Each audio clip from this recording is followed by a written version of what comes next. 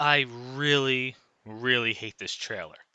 I understand teasing certain deaths, maybe with quick cuts or something like that, but we're getting entire long sequences that we're clearly seeing the characters in it. We're seeing this woman hanging out in her house, and this guy dies, and then she starts freaking out, and then Michael Myers comes there and he killed her a certain way. We see a guy in a storm drain or whatever lurking around there, and then Michael Myers comes out there and obviously kills him. Then we got a guy sitting at a desk doing some kind of radio show or something like that. And then a few moments later in the trailer, we see Michael Myers bashing his brains out. So right there, that's three characters that I'm not going to be surprised when they die, and it takes all the suspense out of it. I know this isn't like a John Wick movie where you can show him just absolutely decimate an entire group of nameless people. Obviously, these characters are going to have a little bit more weight to them because it's a very small town, and death matters in a situation like this. Though, what's the point of that? That's what I feel like Halloween Kills did. It showed so many long sequences of all of these characters dying, and it just really got rid of all the suspense and intrigue of me. I wasn't thinking, okay, how are these two characters possibly going to live this situation? Like, oh well, I know they're going to die, so what do I care? It just really seems like they dropped the ball in the second and third movie with the trailers, and that's so weird because, like I said before, they have the same writing staff. It's not like they brought in a whole bunch of new people that have no idea what they're doing. These people wrote the first one. The first one was pretty good. Why did they think that this weird mental patient running around was, 6'7" Michael Myers when it's clearly not him? And then the townsfolk, they just kept beating them and beating them down. And Michael got up and killed them all instantly. It's like, did they forget what they were doing? Did no one just think to hit him with a car or just keep stabbing him, whatever? It just seemed like they had no idea what to do with the writing of this. They just said, hey, this looks kind of cool. And this isn't like J.J. Abrams directing Star Wars. I mean, when that first trailer came out and some of the parts of that movie, I really got, taken back by that. I was watching thinking, wow, this is a really cool sequence. This is a really bright thing. Wow, this is interesting. This is big and massive. This is something I should care about.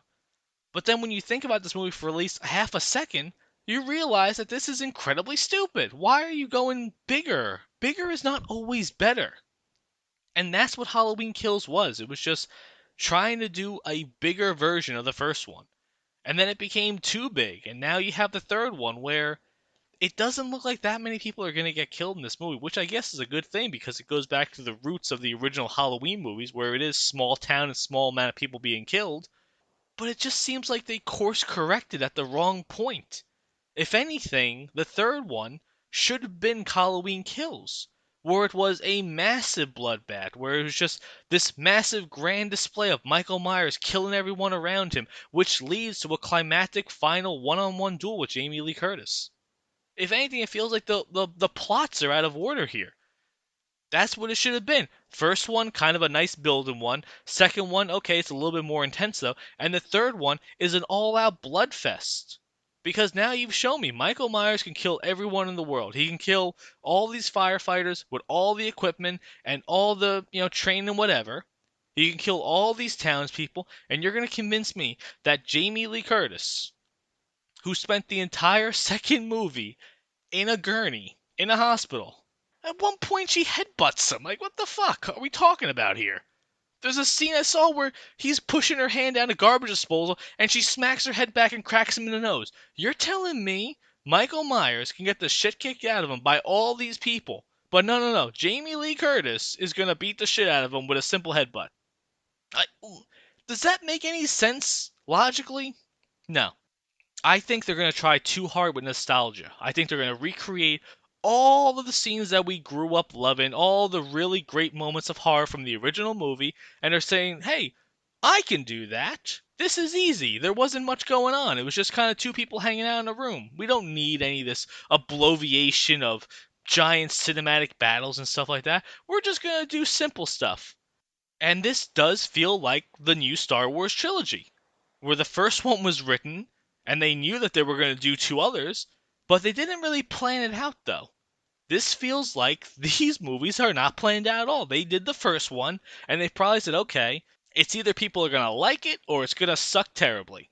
And you know what? It didn't suck terribly. So then the writers and staff were like, holy shit, This is honestly how I picture the meetings going with the writers and staff like that, though. They said, okay, guys, we're going to make a simple Halloween movie. Nothing too big. It's going to be logical. It's going to show that Jamie Lee Curtis' character has been, training this whole time. She's been rigging the house, just waiting for Michael Myers to come back, and she's always sitting there, waiting, preparing her family to the day that he finally returns. Great so far. And then he does. And then you have, obviously, the series of traps in the house where she sets fire to the basement, and he's trapped there. And then it's like, all right, cool. This is a great ending point. Let's print it, see what people think about it. We're not even going to think about a sequel because you know what? They waited so long for this one. We can go a long time without getting it. Then the reviews came in and people actually liked the movie. And they sat there and said, holy shit. We got to figure out something for the second one. And you know what? We got to do it fast because they're going to lose interest because there's a billion streaming networks out there with a billion other shows and movies that are better than what we got going on. So we got to wow them right off the back. And then the writers went to the studio and said, hey guys, we got a great idea for you. You know how Michael Myers kills a lot of people in the first one? He's going to kill more people. And the studio said, wow, that's a fantastic idea. And then it was too much. You had him kill everyone. He killed all these people without skipping a beat. This man has gone from just a simple killer to an absolute monster. And now the studio is faced with a very difficult problem with the third one. What do you do? Okay, well, the second one, he killed too many people. It looked ridiculous. So now we gotta, tone it back a little bit. But you can't tone it back because you just set the precedent so high in the second one. And now the third one's coming out. And you don't really have a lot going on. It's gonna be Jamie Lee Curtis, a woman that's retired and old and fragile, going against the greatest, most psychopathic monstrosity of a killer of all time. And you're gonna try to sell me that she is gonna kick his ass convincingly. Does that really sound like something this movie's realistically gonna do?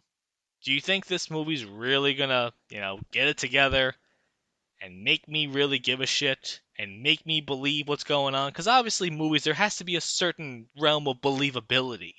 Even wrestling has that. You're not having the smallest guy in the world beating the biggest guy out there, unless the smallest guy in the world is probably, the most agile, craftiest guy who uses his speed and agility to his advantage. That's not this. She's got nothing going on. So now she's gonna go against him, and it's gonna be stupid. And god damn it, we're gonna hate it all, and we're gonna be saying, thank God it's over. But you know what? I wouldn't be surprised if they try to swerve us at the end, where somehow the soul of Michael Myers goes into someone else that delivers the killing blow. Maybe the niece, because I'm pretty sure the niece is still alive. Yeah, she's alive.